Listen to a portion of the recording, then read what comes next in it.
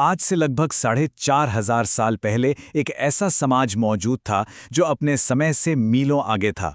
एक बिल्कुल शांतिपूर्ण और इतनी उन्नत सभ्यता कि उनके घरों में फ्लश वाले शौचालय और बेहतरीन ड्रेनेज सिस्टम मौजूद थे। और हैरानी की बात तो यह है कि इस समाज में तानाशाह राजाओं के लिए बनाए गए विशाल स्मारक या पिरामिड पूरी तरीके से नदारद थे। आज के इस विश्लेषण में हम ईंटों और गारे की सिर्फ एक पुरानी कहानी नहीं देखेंगे, बल्कि इंसानी बुद्धिमत्ता और प्रकृति के साथ तालमेल की एक महान गाथा को समझने की कोशिश करेंगे। लेकिन यहाँ एक बहुत बड़ा सवाल उठता है, और इस पूरे विश्लेषण के केंद्र में यही सवाल रहेगा, आखिर क्या होता है जब एक इतना शांतिपूर्ण और एडवांस्ड यूटोपिया प्रकृति के कहर का सामना करता है। लाखों की संख्या में इस सभ्यता के लोग अचानक कहाँ गायब हो गए? ये एक ऐसा रहस्य है जो आज भी सबको अचंभित कर देता है। तो चलिए इस विश्लेषण में हम बिल्कुल शुरुआत से शुरू करते हैं। पहले सिंधु घाटी के उदय और उनके कमाल के अर्बन प्लानिंग को समझेंगे। उसके बाद उनके रोजमर्रा के जीवन, ग्लोबल ट्रेड नेटवर्क और कुछ अनसुलझे रहस्यों पर बात करेंगे। और अंत में देखेंगे कि कैसे क्लाइमेट चेंज ने उनका पतन किया और आज उनकी क्या विरासत बची है। भाग 1, सिंधु घाटी का उदय। शुरुआती किसानों से लेकर शहर बनाने वालों तक का सफर। ये कोई रातों रात हुआ चमत्कार नहीं था। 7000 ईसा पूर्व में मेहरगढ़ वो जगह थी जहां दक्षिण एशिया के पहले किसानों ने खेती शुरू की थी।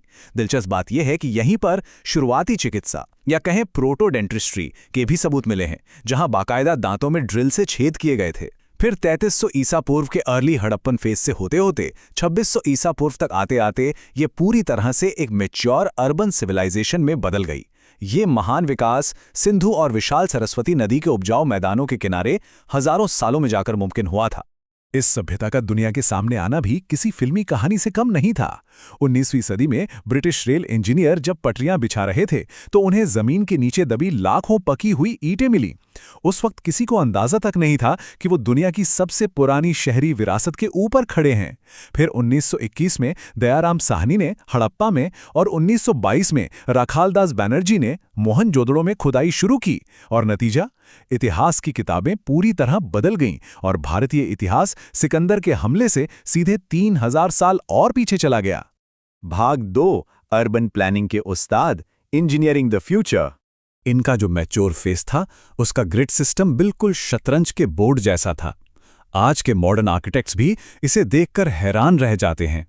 एक तरफ जहां मिस्र और मेसोपोटामिया में राजाओं और देवताओं के लिए विशाल पिरामिड, महल और मकबरे बन रहे थे, वहीं सिंधु घाटी के लोग कुछ अलग ही कर रहे थे। उनका पूरा फोकस आम नागरिकों की भलाई पर था। विशाल स्मारक नहीं, बल्कि public paths, advance drainage system और बेहतरीन शहरों के निर्माण पर उनका जोर था। मोहनजोदड़ो के ग्रेट बाथ या विशाल स्नानागार को ही ले लीजिए। ये प्राचीन इंजीनियरिंग का एक जीता जागता चमत्कार है। इसके मुख्य जलाशय के लिए बिल्कुल सटीक ईंटें बिछाई गईं। पानी लीक ना हो, इसके लिए ईंटों पर प्राकृतिक राल यानी नेचुरल रेजिन की कोटिंग की गई थी। इसके साथ ही कपड़े बदलने के कमरे और एक जबरदस्त ड्रेनेज सिस्टम भी था। मतलब पानी को मैनेज करने की उनकी समझ वाकई लाजवाब थी। और बात सिर्फ एक इमारत की नहीं है, उन्होंने दुनिया की पहली और सबसे एडवांस्ड कवर्ड सीवर प्रणाली बनाई थी। हर घर की नाली गले की मुख्य ढकी हुई नाली से जुड़ी होती थी, जिसमें सफाई के लिए मैनहोल भी बने थे। जरा सोचकर देखिए, 4500 साल पहले उन्होंने मॉनसून के जल भराव की वो प्रॉब्लम सॉल्व कर ली थी जिससे आज के हमारे कई आधुनिक शहर भी जूझते नजर आते हैं। भाग 3, दैनिक जीवन और संस्कृति। आश्चर्यजनक रूप से परिचित आदतें। अगर उनके घरेलू जीवन को देखें तो घरों का डिजाइन पूरी तरह से प्राइवेसी को ध्यान में रखकर बनाया गया था।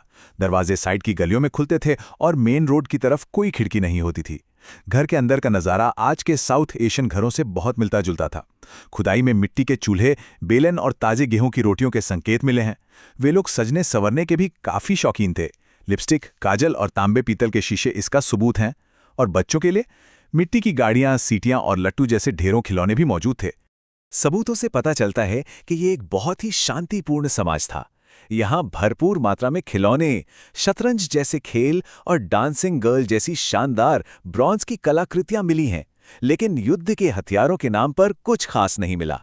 इससे बिल्कुल साफ हो जाता है कि इस समाज ने अपने संसाधन और ऊर्जा लड़ाइयों में नहीं, बल्कि कला, मनोरंजन और व्यापार में लगाए। भाग 4, ग्लोबल ट्रेड नेटवर्क, मेलुहा के व्यापारी। इनकी महानता सिर्फ उनके अपने शहरों तक सीमित नहीं थी। ये लोग दुनिया के पहले बड़े इंटरनेशनल समुद्री व्यापारी थे। ओमान, बहरीन और मेसोपोटामिया तक इनका व्यापार फैला था। यहाँ से कपास, हाथीदांत, लकड़ी और कार्नेलियन यानी लाल पत्थर के मनके एक्सपोर्ट होते थे और बदले में सोना, तांबा और कच्चा माल आता था। गुजरात का लोथल दुनिया का पहला मानव निर्मित ज्वारीय बंदरगाह या टाइडल पोर्ट था। यहाँ ज्वार भाटे के वक्त समुद्री जहाज़ों को बड़ी ही समझदारी और सटीकता से कंट्रोल किया जाता था। जी हाँ, 16। यह कोई आम नंबर नहीं है। यह उनकी नाप तोल की बेहद सटीक प्रणाली का बेस रेशियो था। और दिलचस्प बात यह है कि यही प्रणाली भारतीय मापन प्रणाली में सदियों तक जीवित रही।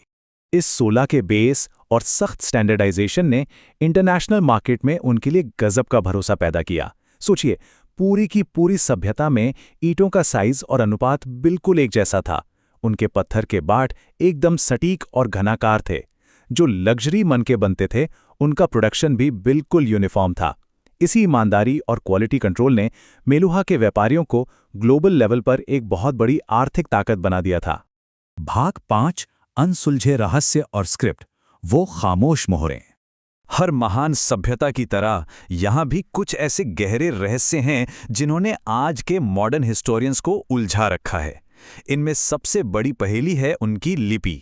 दाईं से बाईं ओर लिखी जाने वाली इस स्क्रिप्ट में सैकड़ों अलग अलग चिन्ह हैं, लेकिन आज तक दुनिया का कोई भी एक्सपर्ट इसे पढ़ नहीं सका है। इनकी व्यापारिक मोहरों पर जानवरों की गजब की नक्काशी है। एक पशुपति मोहर भी मिली है जिस पर एक योगी जैसी आकृति है, जिसे अक्सर भगवान शिव का शुरुआती रूप माना जाता है। और क्योंकि यहाँ राजाओं के भव्य महल नहीं मिले, इसलिए ये भी एक रहस्य है कि आखिर शासन चलाता कौन था, कोई पुजारियों की कमेटी या फिर व्यापारियों का कोई समूह। जिस दिन ये लिपि पढ़ी जाएगी, उस दिन इनके प्रशासन, धर्म और सोच के हजारों राज दुनिया के सामने आ जाएंगे। लगभग 1900 ईसा पूर्व के आसपास इस परफेक्ट यूटोपिया में गिरावट के संकेत दिखने लगे। वो बेहतरीन ग्रिड वाली सख्त व्यवस्था बिखरने लगी। और फिर से हमारा वही सबसे बड़ा सवाल उभर कर सामने आता है, आखिर लाखों लोगों का वो इतना फलता फूलता साम्राज्य अचानक कहाँ गायब हो गया। भाग 6, क्लाइमेट कोलैप्स और लेगेसी, अतीत से एक चेतावनी।